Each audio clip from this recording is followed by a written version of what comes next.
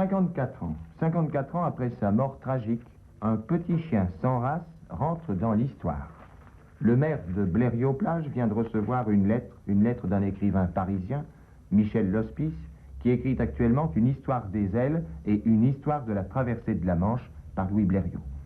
Monsieur le maire, disait-il, est-il exact que le 25 juillet 1909, au moment du départ de Louis Blériot, un petit chien ait été la première victime de l'aviation civile. Le chien était avec un petit garçon, le chien a rompu sa laisse, a été décapité par l'avion de Louis Blériot.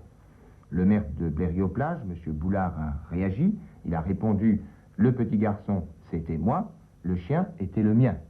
Pourquoi ce chien est-il rentré dans l'histoire? M. Boulard, le maire de Blériot-Plage, l'explique maintenant à Robert Lassus.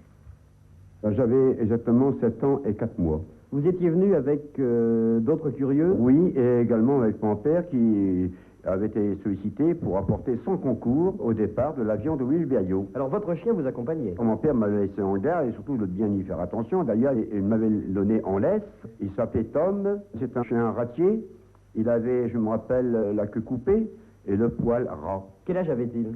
Il avait à peu près 1 an. Alors comment est-il mort? Quand l'hélice de l'avion s'est mise en fonction, le vrombissement du moteur l'a énervé sûrement et brutalement, il a rompu la laisse qui m'attachait à lui. Il a rompu la laisse et il s'était directement sur l'hélice qu'il a inévitablement décapité. Quelle a été votre réaction et celle de votre père? Mon père était déçu, navré, contrarié de voir son chien mort.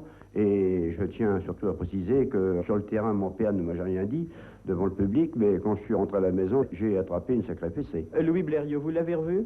Non. J'ai vu souvent de fois sa brave épouse. Vous lui racontiez à Madame Blériot l'histoire de votre chien? Oui, accidentellement, plusieurs fois, je lui ai dit que mon chien a été, je répète, la première victime de l'aviation civile, et cette brave maman, cette brave grand-mère, cette brave femme, elle a été réellement elle-même désolée